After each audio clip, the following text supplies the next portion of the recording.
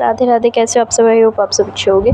रावण की 10 अच्छाइयाँ जानकर रह जाएंगे हैरान। आज से वर्ष 7129 वर्ष पूर्व हुए थे भगवान राम, अर्थात उनका जन्म 5114 ईस्वी पूर्व हुआ था। उन्हीं के काल में हुआ था दशानन रावण। राम तो बहुत मिल जाएंगे, लेकिन रावण नाम का दूसरा कोई नहीं मिलेगा। रावण एक कुशल राजनीतिक, सेनापति और वास्तुकला का मर्मज्ञ होने के साथ साथ बहु विद्याओं का जानकार था। उसे मायावी इसलिए कहा जाता था कि वह इंद्रजाल, तंत्र, मन सम्मोहन और तरह तरह के जादू जानता था। इसके बाद एक ऐसा विमान था जो अन्य किसी के पास नहीं था। इन सभी के कारण सभी उससे भयभीत रहते थे। ब्रह्मा जी के पुत्र पुलरत्य ऋषि हुए। उनका पुत्र विश्वा हुआ।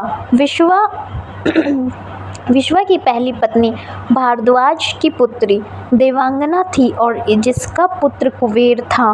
विश्वा की दूसरी पत्नी दैत्य राज सुमाली की पुत्री केकसी थी, जिसकी संतानें रावण, कुंभकर्ण और विभीषण थी। जैन शास्त्रों में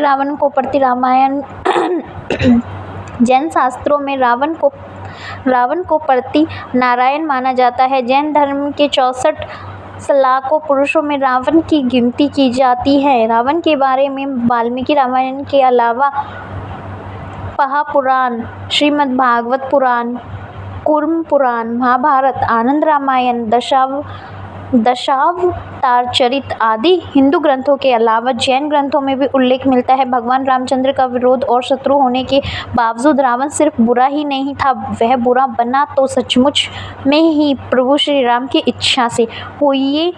वही तो राम रुचि रखा। एक बुराई आपकी सारी अच्छाई पर पानी फेर देती है और आप देवताओं की नज़र में भी नीचे गिर जाते हैं। विद्वानों और प्रकांड पंडित होने से आप अच्छे साबित नहीं हो जाते। अच्छा होने के लिए नैतिक बल का होना जरूरी है, कर्मों का शुद्ध होना जरूरी है। शिव का परम भक्त यम और सूर्य तक को अपना प्रताप झेलने के लिए विवश कर देने वाला प्रकांड विद्वान सभी जातियों को सम्मान मानते हुए भेदभाव रहित रक्ष समाज की स्थापना करने वाले रावण आज बुराई का प्रतीक माना जाता है, इसलिए कि उसने दूसरे की स्त्री का हरण किया था। आओ जानते हैं कि रावण में कौन कौन सी अच्छाइयाँ थी। अगले पन्नों पर पहली अच्छाई, महापंडित रावण कहा जाता है कि जब राम वानरों की सेना लेकर समुद्र तट पर पहुंचे, तब राम रामेश्वर के पास गए और वहां उन्होंने विजय यज्ञ की तैयारी की। उनकी पूर्णाहुति के लिए देवताओं के गुरु बृहस्पति को भेजा गया और अगर उन्होंने आने से अपनी असमर्थता व्यक्त की। अब सोच विचार होने लगा कि किस पंडित को बुलाया जाए ताकि विजय यज्ञ पूर्ण हो सके। तब प्रभु राम ने सुग्रीव से कहा, तुम लंकापति रावण के पास जाओ। और सभी आश्चर्यचकित थे, किंतु सुग्रीव प्रभु राम के आदेश से लंकापति रावण के पास गए। रावण यज्ञ पूर्ण करने के लिए आने के लिए तैयार हो गए और कहा, तुम तैयारी करो, मैं समय पर आ जाऊंगा। रावण पुष्पक विमान में माता सीता को साथ लेकर आया और सीता को राम के पास बैठने को कहा। फिर रावण ने यज्ञ पूर्ण किया और राम को विजय का आशीर्वाद दिया। फिर रावण सीता को लेकर लंका चला गया। लोगों ने रावण से पूछा, आपने राम को विजय होने का आशीर्वाद क्यों दिया? तब रावण ने कहा, महापंडित रावण ने यह आशीर्वाद दिया है, राजा रावण ने नहीं। अगले पन्ने पर दूसरी अच्छाई, शिव भक्त रावण। एक बार रावण जब अपने पुष्प विमान से यात्रा कर रहा था तो रास्ते में एक वन क्षेत्र से गुजर रहा था। उस क्षेत्र के पहाड़ पर शिवजी ध्यान मगन बैठे थे। शिव के गण नंदी ने रावण को रोकते हुए कहा कि इधर से गुजरना सभी के लिए निषिद्ध कर दिया गया है, क्योंकि भगवान तप में मगन है। रावण को यह सुनकर क्रोध उत्पन्न हुआ और उसने अपने विमान नीचे उतारकर नंदी के समक्ष खड़े होकर नंदी का अपमान किया और फिर जिस पर्वत पर शिव विराजमान थे उसे उठाने लगे। यह देख शिव ने अपने अंगूठे से पर्वत को दबा लिया और जिस कारण रावण का हाथ भी दब गया और फिर वह शिव से प्रार्थना करने लगे कि मुझे मुक्त कर दे। इस घटना के बाद वह शिव का भक्त बन गया। रावण की रचना, रावण ने शिव तांडव स्तोत्र की रचना करने के अलावा अन्य कई तंत्र ग्रंथों की रचना की। कुछ का मानना है कि लाल किताब ज्योतिष का प्राचीन ग्रंथ भी रावण संहिता का अंश है। रावण ने यह विद्या भगवान सूर्य से सीखी थी। अगले पन्ने में तीसरी इच्छा, आइए जानते हैं। राजनीतिक का ज्ञाता। तब रावण मृत्युशैया पर पड़ा था। तब राम ने लक्ष्मण को राजनीतिक का ज्ञान लेने रावण के पास भेजा।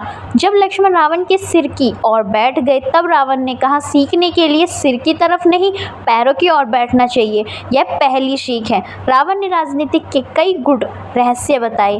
अगले पन्ने पर चौथी अच्छाई, आइए जानते हैं। कई शास्त्रों का रचयिता रावण बहुत बड़ा शिव भक्त था। उसने ही शिव की स्तुति में तांडव स्तोत्र लिखा था। रावण ने ही अंक प्रकाश, इंद्रजाल, कुमार तंत्र, प्राकृतिक, कामधनु, प्रकृत, लंकेश्वर, ऋषिवेद, भाष्य, रावणीमय, नाड़ी परीक्षा आदि पुस्तकों की रचना की है। शिव तांडव स्तोत्र। रावण ने शिव तांडव स्तोत्र की रचना करने के अलावा अन्य कई तंत्र ग्रंथों की रचना की है। रावण ने कैलाश पर्वत ही उठा लिया था और जब पूरे पर्वत को ही लंका ले जाने लगा तो भगवान शिव ने अपने अंगूठे से तनिक्षा जो दबाया तो कैलाश पर्वत फिर जहाँ था वहीं आविष्ट हो गया।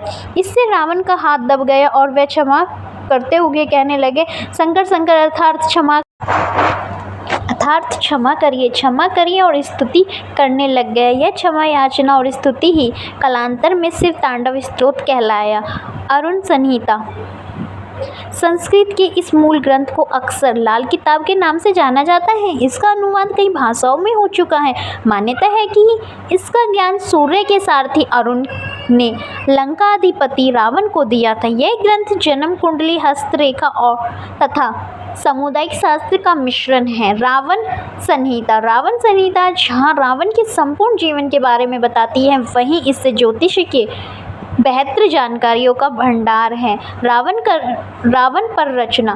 पुराणों सहित इतिहास ग्रंथ वाल्मीकि रामायण और रामचरित रामायण में तो रावण का वर्णन मिलता ही है, किंतु आधुनिक काल में आचार्य चतुर्सेन द्वारा रावण पर वायम रक्षासा नामक बहुचरित्र उपन्यास लिखा गया है। इसके अलावा पंडित मदन मोहन शर्मा शाही द्वारा 3 खंडों में लंकेश्वर नामक उपन्यास भी पठनीय है। मायावी था रावण। शक्तियाँ 2 तरह की होती है, एक दिव्य और दूसरी मायावी। रावण मायावी शक्तियों का स्वामी था। रावण एक त्रिकालदर्शी था। उसे मालूम हुआ कि प्रभु ने राम के रूप में अवतार लिया है और वे पृथ्वी राक्षस विहीनी करना चाहते हैं। तब रावण ने राम से बैर लेने की सोची। अगले पन्ने पर 5वीं अच्छाई, आइए जानते हैं। परिजनों की रक्षा के लिए प्रतिविध भगवान श्री राम के भाई लक्ष्मण ने रावण की बहन शूर्पणखा की नाक काट दी थी। पंचवटी में लक्ष्मण से अपमानित शूर्पणखा ने अपने भाई रावण से अपनी व्यथा सुनाई और उसके कान भरते हुए कहा, सीता अत्यंत सुंदर है और वह तुम्हारी पत्नी बनने के सर्वथा योग्य है। तब रावण ने अपनी बहन के अपमान का बदला लेने के लिए अपने मामा परिच के साथ मिलकर सीता अपहरण की योजना रची। इसके अनुसार मारीच का सोने के हिरण का रूप धारण करके राम व लक्ष्मण को वन में ले जाने और उनकी अनुपस्थिति में रावण द्वारा सीता का अपहरण करने की योजना थी। इस पर जब राम हिरण के पीछे वन में चले गए तब लक्ष्मण सीता के पास थे, लेकिन बहुत देर होने के बाद भी जब राम नहीं आए तो सीता माता को चिंता होने लगी। तब उन्होंने लक्ष्मण को भेजा और राम लक्ष्मण की अनुपस्थिति में रावण सीता को अपहरण करके ले उड़ा। अपहरण के बाद आकाश मार्ग में जाते समय पक्षीराज जटायु के रोकने पर रावण ने उसके पंख काट दिए। रावण ने सीता को लंका नगरी के अशोक वाटिका में रखा और त्रिजटा के नृत्यतम में कुछ राक्षसियों को उनकी देखभाल के लिए रखा। अगले पन्ने पर 6ठी अच्छाई, आइए जानते हैं। माता सीता को छुआ तक नहीं, भगवान राम की भगवान राम की अर्धांगिनी माँ सीता का पंचवटी के पास लंका अधिपति रावण ने अपहरण करके 2 वर्ष तक अपनी कैदी में रखा था। लेकिन इस कैद के दौरान रावण ने माता सीता को छुआ तक नहीं था।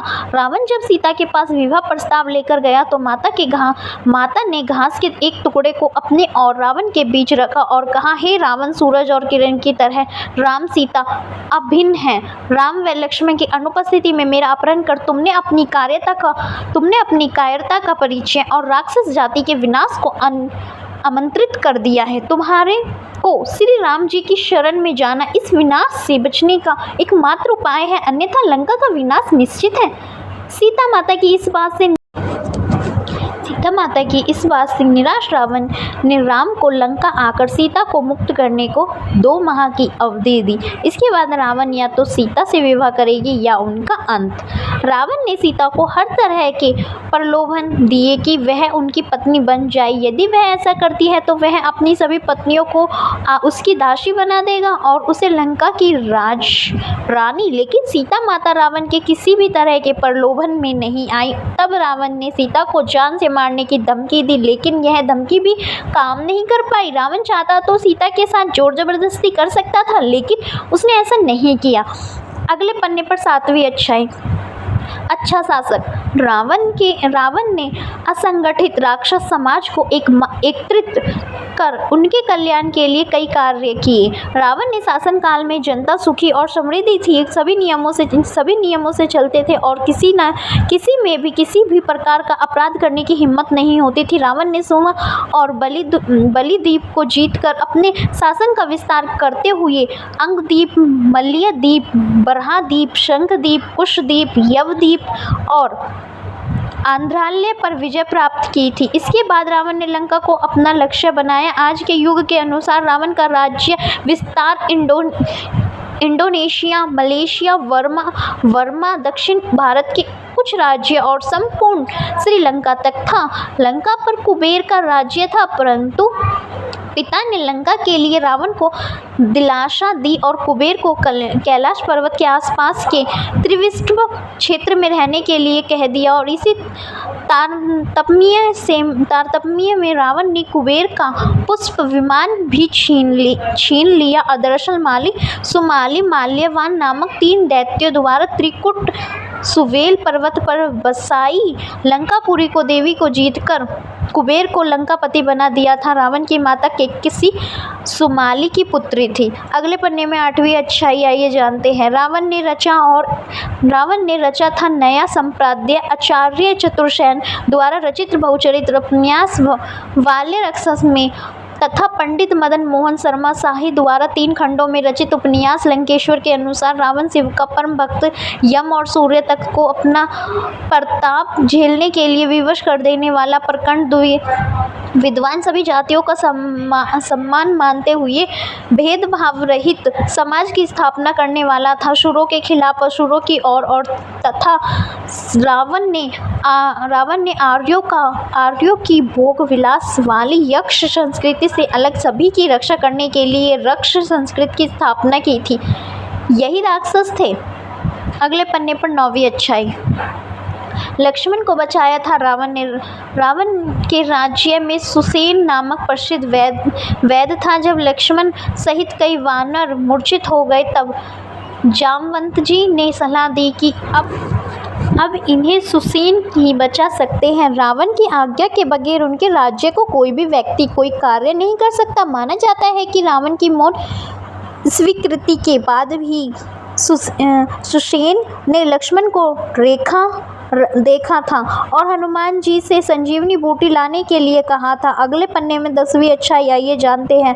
आयुर्वेद, तंत्र और ज्योतिष का ज्ञाता। रावण अपने युग का प्रकांड पंडित ही नहीं, वैज्ञानिक भी था। आयुर्वेद, तंत्र, ज्योतिष के क्षेत्र में इसका योगदान महत्वपूर्ण है। इंद्रजाल जैसी अर्थवेद मूलक विद्या का रावण ने ही अनुसंधान किया।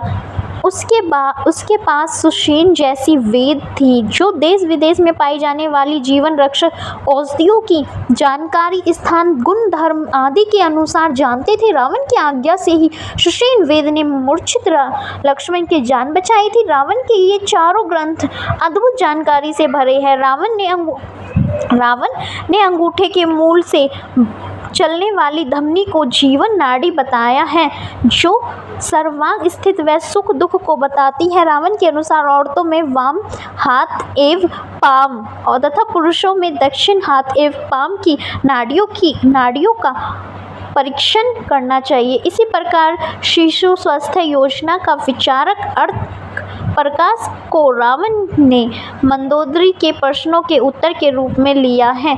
इससे गर्भस्थ शिशु को कष्ट, रोग, काल, राक्षस आदि व्याधियों से मुक्त रखने के उपाय बताए गए हैं।